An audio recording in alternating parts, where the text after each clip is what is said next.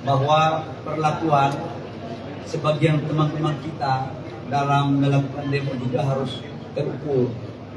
Saya lihat batu di pukul polisi juga kan tak bagus itu. Saya sebagai mantan demonstran, mantan aktivis, melihat itu di luar kelaziman yang pernah kita lakukan bersama. Saya pikir itu teman-teman, yakinlah bahwa ini investasinya, ini untuk kesejahteraan rakyat. Ini menciptakan lapangan pekerjaan, meningkatkan pendapatan, dan masyarakat yang akan kita geser, pergeseran dari pulau itu mereka juga akan diberikan haknya. Yang pertama itu adalah tentang tanah 500 meter persegi langsung alas hak. Yang kedua itu adalah tipe rumah 100 tipe 45 yang kurang lebih sekitar 120 juta. Yang ketiga adalah uang tunggu transisi sampai dengan rumahnya jadi. Per kepala itu 1.200.000, per kakak ditambah 1.200.000 untuk uang rumah.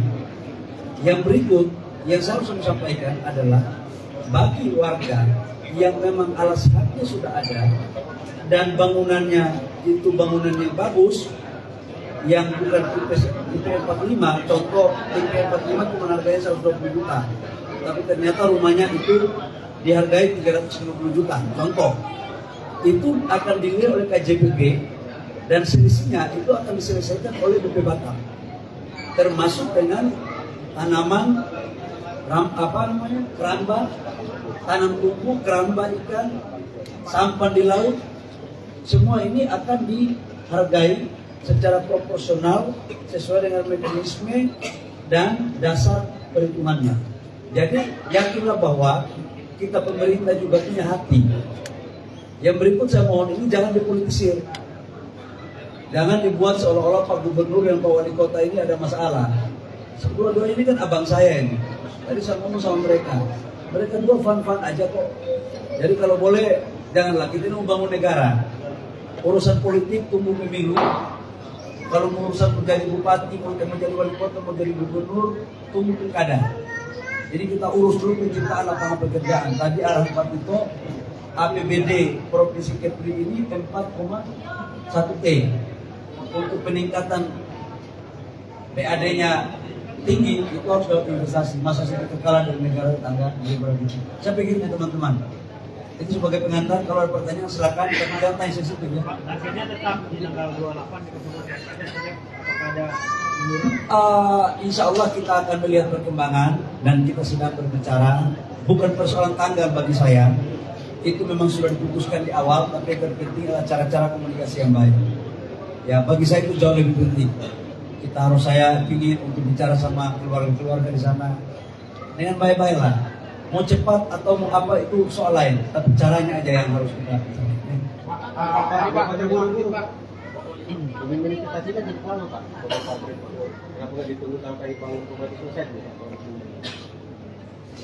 Gini Pak, investasi ini Pak, ini bukan barang yang seperti tanam tumbuh buah dari sebuah pohon. Kita ini berkompetisi. Global itu FDI itu terbesar itu di negara tetangga, bukan di kita.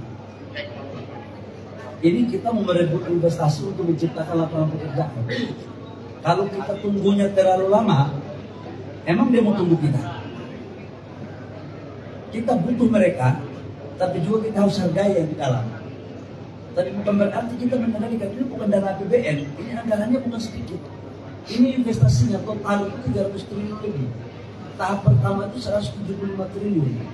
Kalau ini lepas, itu berarti potensi pendapatan PAD dan penciptaan lapangan pekerjaan untuk saudara-saudara kita di sini itu akan kehilangan peluang.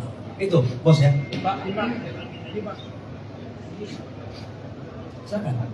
langsung dari media teman-teman. Oh, siap bos. Pak Menteri, aku mau tanya, ini biar informasi yang publik jelas. Berapa sih total luasan apa yang dikasih orang kita CPP jumlah orang tempat? Yang kedua, rencana relokasi yang disiapkan oleh Bupati adalah di Pulau. Apakah Menteri APBD sudah memberi HPL-nya terhadap PPMA. Yang kedua, menurut informasi yang dari masyarakat, di posisi pantai Dapur 3 itu banyak pertempuran masyarakat. Mohon penjelasan Pak. Nanti menyangkut APL nanti Pak Menteri ATR yang menjelaskan. Yang pertama, total areal itu kan 17.000 lebih. Tapi dari 17.000 lebih itu kan ada 10.000, kurang lebih 10.000 sekian, itu kawasan hutan. Nggak bisa kita apa-apain. Hutan lindung, hutan lindung. Jadi arealnya itu kurang lebih sekitar 7.000 sampai 8.000 hektar yang bisa dikelola. Itu yang pertama. Yang kedua, untuk kawasan industri yang tahap pertama itu kita kurang lebih sekitar 2.000 sampai 2.500. Ini yang kita harus clear. Nah, terkait dengan pergeseran ke Galang menyangkut dengan status, nanti mungkin Pak Menteri ATR nanti tolong jelaskan tentang status APL-nya. Menyangkut kuburan dan segala macam nanti kami dalami, ya. Nanti saya masih di sini, saya tidur malam ini di sini. Nanti bila perlu malam kau diskusi sama saya, ya. Jangan tanya di luar batas kewenangan menyangkut kuburan itu, kecuali saya ketua RT. Kalau saya ketua RT Rempang saya bisa jelaskan, ya. Pak Menteri, satu Pak Menteri, dari Metro TV Pak Menteri, dari Metro TV Pak Menteri, satu Pak Menteri. Satu. Jadi gini Pak Menteri, salah satu kerisauan warga adalah sekarang hunian belum terrealisasi. Sementara untuk merealisasikan butuh waktu yang cukup lama. Sementara posisi bapak-bapak yang sekarang menjabat takutnya tidak akan atau tidak terpilih lagi pada saat yang akan nanti. Kira-kira jaminan apa oleh pemerintah yang akan diberikan? Begini bos, membangun rumahnya itu paling lama 6-7 bulan. Kalau 6-7 bulan, Pak Rudi ini masih wali kota, Pak Ansar dulu masih gubernur, kami bertiga juga insya Allah masih menteri, terkecuali presiden besok pagi mimpi lain, ya. Jadi keraguan itu nggak perlu ada, mungkin keraguan itu dari Metro TV aja itu. Nah, kemarin Artinya kan tidak hanya 6 bulan Pak Menteri. Secara keseluruhan itu kan tidak untuk 6 bulan. Itu kalau totalnya, ini kan bertahap kita bangun. Contoh kayak sekarang di lokasi 2.300 sampai 2.500 itu hanya sekitar 700 kakak. Jadi gampang lah saya pikir, kita ini kan, saya ini mantan kontraktor. Kalau cuma bangun 2.000-3.000 rumah itu nggak terlalu susah itu. Kalau kontraktor, kalau pengusaha begitu ada uang cepat, banyak cara itu dilakukan. Ya. Pak Menteri, jauh dari Bapak, apakah tidak memungkinkan 16 kampung tua itu berdampingan dengan investasi Pak? Kemudian kalau seandainya nanti belum selesai setelah bapak-bapak berakhir jabatannya, apakah ada jaminannya Pak? Apakah ada surat atau apa Pak? Begini, pemerintah itu orangnya boleh berganti, tapi pemerintahnya itu jalan terus. Kalau itu sudah menjadi keputusan dan landasan hukumnya sudah kuat, tidak perlu ada keraguan itu, ya. Investasi yang berdampingan dengan 16 kampung tua itu gimana Nanti Pak? kita lagi bicara, ya. Kita lagi bicara.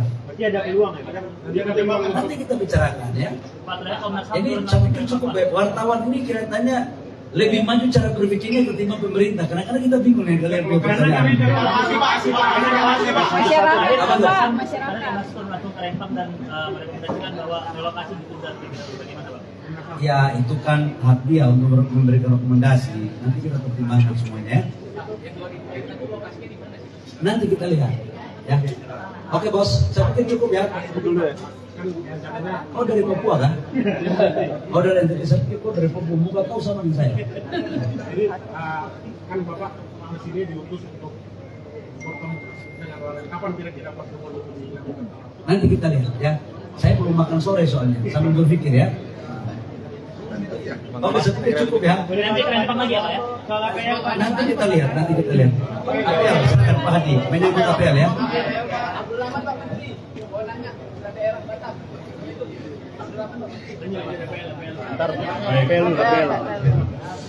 Baik rekan-rekan media sekalian, terkait dengan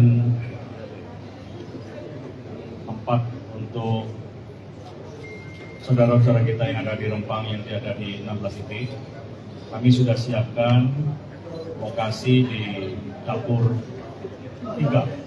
Di dapur 3 luasnya 500 hektar. Untuk HPL tinggal menyerahkan saja. Dan kami juga sudah menyampaikan kepada wali kota yang masuk